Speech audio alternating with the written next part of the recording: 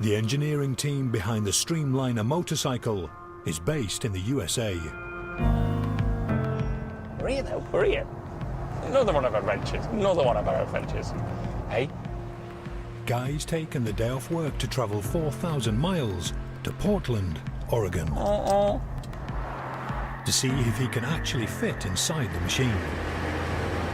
I think we got a phone call about a month ago, wasn't it? I answered the phone, yeah. How do you fancy being the fastest man in the world on two wheels? Oh, yeah. I fancy that quite a bit, really, yeah. But this extravagant day trip might be all in vain. To save weight, the machine was designed around a smaller rider. It all could go wrong well, when we get there in 10 minutes, I might not be able to fit in it. And that's the whole job scuppered. I mean, the bike has been built for a 5'4" bloke. I'm 5'10", but whatever, come hell or high water, I will fit in that. If it means hacking toes and fingers off, I will fit in it. World speed. The bike may be light, but it's so long it has to be stored at a local museum. Come on, we'll go for a look. Nicely mowed grass. Now, you all right? I'm after a Matt, please. Matt. Matt or Mark? It's Matt, isn't it? Yeah.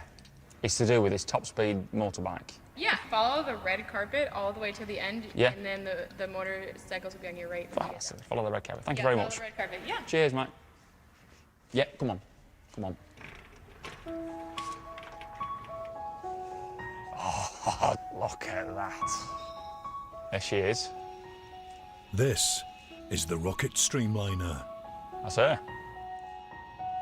It's the first time Guy has seen the machine up close. Ooh.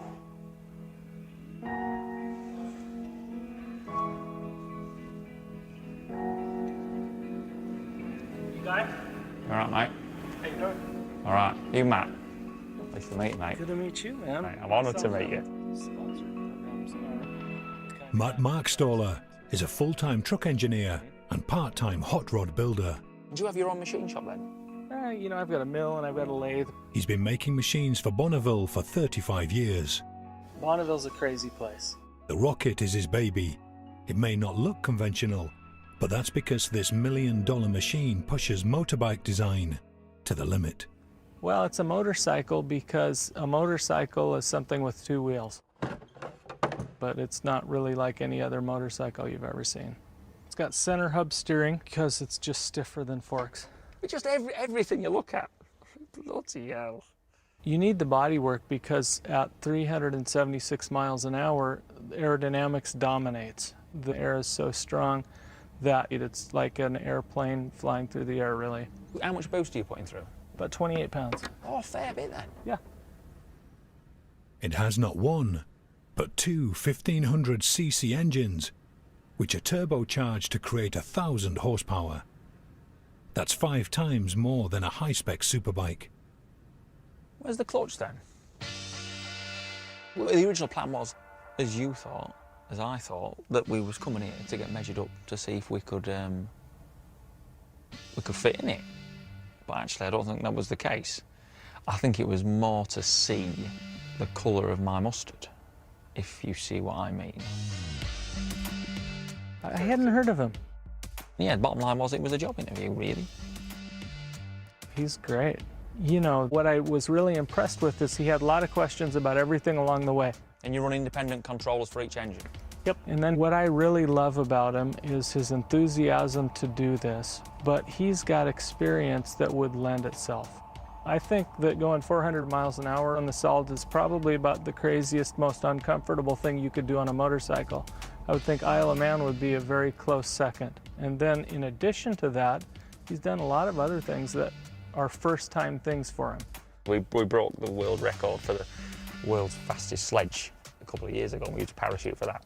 So Really? we had to learn how to package parachutes. Oh, that's awesome.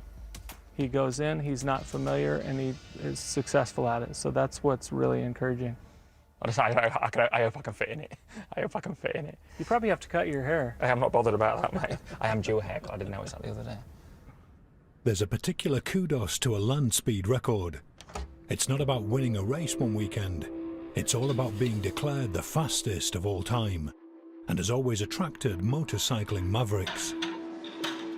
People like Glenn Curtis, who in 1930 went faster than any plane by hitting 136 miles per hour on a V8 motorbike built in the back of his bicycle shop.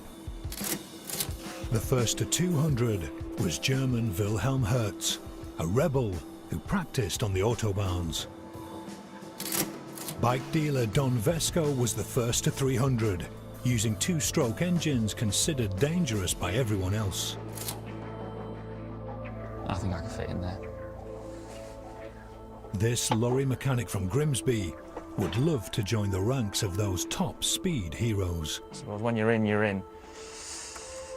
Riding faster than he's ever gone before, I mean, I don't want to break anything. You can't hurt it. No. and becoming Britain's fastest ever biker.